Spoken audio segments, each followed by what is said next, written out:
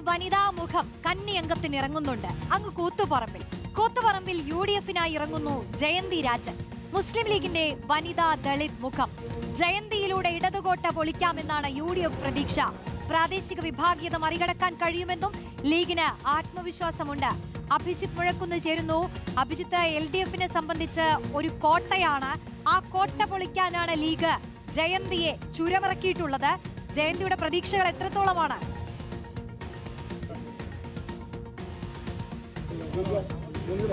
റോഷ്നി, മുസ്ലിം ലീഗിന്റെ വനിതാ മുഖമാണ് ജയന്തി. ഇത്തവണ നിയമസഭയിലേക്കുള്ള കന്നി അംഗത്തിന് തയ്യാറെടുക്കുകയാണ്. കൂത്തുപറമ്പിൽ നിന്നാണ് മത്സരം.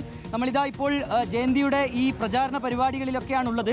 വീടുകൾ തോറും കയറുന്നു, മാർക്കറ്റിലേക്ക് കയറുന്നു, വോട്ട് ചോദിക്കുന്നു. ഒരു പുതുമുഖം എന്ന നിലയിലല്ല, നല്ല പരിചയക്കാരി എന്ന നിലയിലാണ് ജയന്തിയുടെ ഈ പ്രചാരണ പരിപാടികളൊക്കെ പുരോഗമിക്കുകയും ചെയ്യുന്നത്.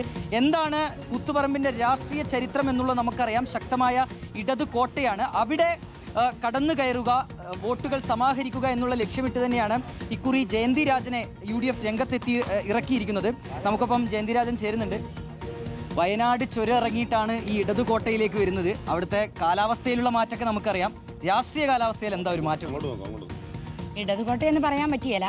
വയനാട് ചുരമിറങ്ങിയാണ് വന്നത്. ഇത് UDF-ന്റെ കോട്ട തന്നെയാണ്. എങ്ങനെയാണ് പ്രതീക്ഷകൾ? എങ്ങനെയാണ്? നല്ല പ്രതീക്ഷയുണ്ട്. 100% ഞങ്ങൾ വിജയിക്കും. ഇവിടെ ഇപ്പോൾ കഴിഞ്ഞ കുറേ കാലങ്ങളായി ഇടത് സ്ഥാനാർത്ഥികൾ വിജയിച്ചു വരുന്ന ഒരു മണ്ഡലമാണ് കൂത്തുപറമ്പ്. CPM-ന് ശക്തമായ സ്വാധീനമുള്ള ഒരു സ്ഥലമാണ്.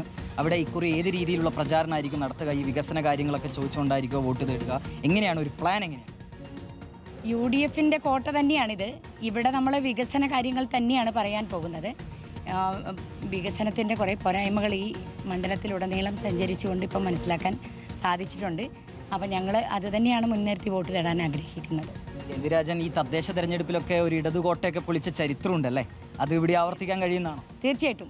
ഇടതുകോട്ട 35 വർഷമായി ഇടതുകോട്ടയായിരുന്ന വാർഡിലൂടെയാണ് ഞാൻ ആദ്യമായി ജനപ്രതിനിധിയായി വരുന്നത്. ആ പ്രതീക്ഷ എനിക്കിവിടെയുണ്ട്. 100% ഞങ്ങൾ വിജയിക്കും.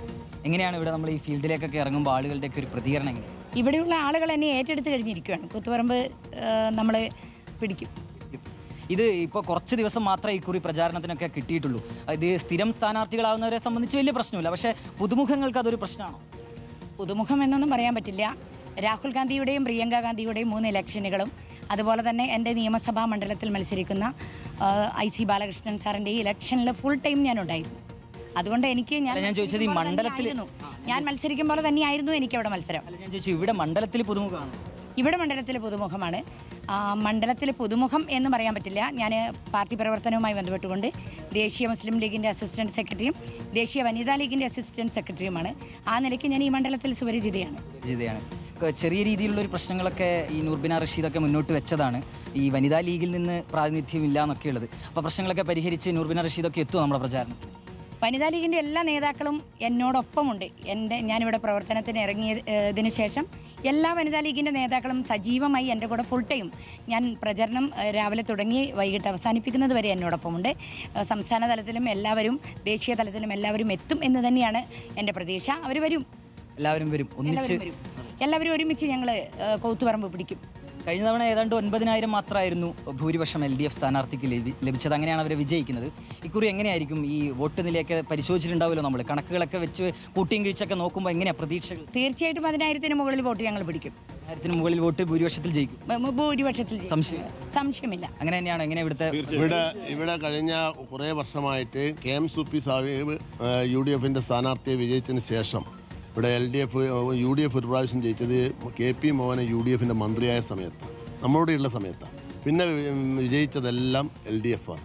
ഈ LDF ഭരണകാലത്ത് വികസനം ഈ പ്രദേശത്ത് എന്താണെന്ന് നിങ്ങളൊന്ന് പരിശോധിച്ചാൽ മനസ്സിലാവും. ഇവിടെ എന്താണ് പുതുതായി കൊണ്ടുവന്ന ഒരു സ്ഥാപനം പറയാൻ പറ്റുമോ?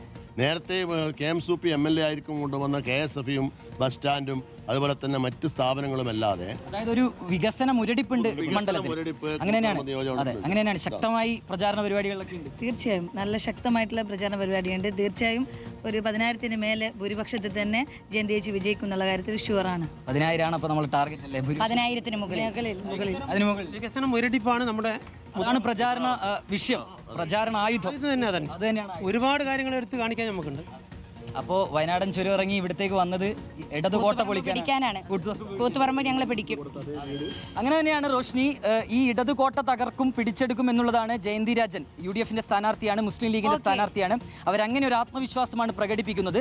കഴിഞ്ഞ കുറേ തവണകളായി KP മോഹനൻ മത്സരിക്കുകയും വിജയിക്കുകയും ചെയ്ത ഒരു മണ്ഡലം കൂടിയാണ് കൂത്തുപറമ്പ്. ഇക്കുറി അവിടെ ജയന്തി രാജൻ എന്ന ഒരു സ്ഥാനാർത്ഥിയാണ് UDF പരീക്ഷിക്കുന്നത്. ശരി അഭിജിത്ത്, ജയന്തിക്ക് വിജയാശംസകൾ. എന്തായാലും ഒരു പുതുമുഖമല്ല എന്ന് പറയുകയാണ്. ഒരുപാട് തവണ മണ്ഡലത്തിലൊക്കെ വന്നിട്ടുണ്ട്. ലീഗിനെ അറിയുന്നവർക്ക് ജയന്തിയെയും അറിയാം. അപ്പൊ ചുരമിറങ്ങിയത് ചില കണക്കുകൂട്ടലോട് കൂടി തന്നെയാണ്. ഒരു ഇടതുകോട്ടയിൽ അടിപതറാതെ മുന്നേറാനുള്ള ശ്രമത്തിലാണ് പ്രചാരണത്തിലൂടെ ജയന്തി നടത്തിക്കൊണ്ടിരിക്കുന്നത്. കൂത്തുപറമ്പിനെ എടുത്തു നോക്കിയാലും മുന്നണിയൊക്കെ മാറ്റി നിർത്തിയാൽ വനിതകളെ വിജയിപ്പിച്ചിട്ടുള്ള ഒരു മണ്ഡലം കൂടിയാണ്. നമുക്കറിയാം KK ശൈലജ 2 ടേമിൽ വിജയിച്ചിട്ടുള്ള ഒരു മണ്ഡലമാണ് കൂത്തുപറമ്പിൽ.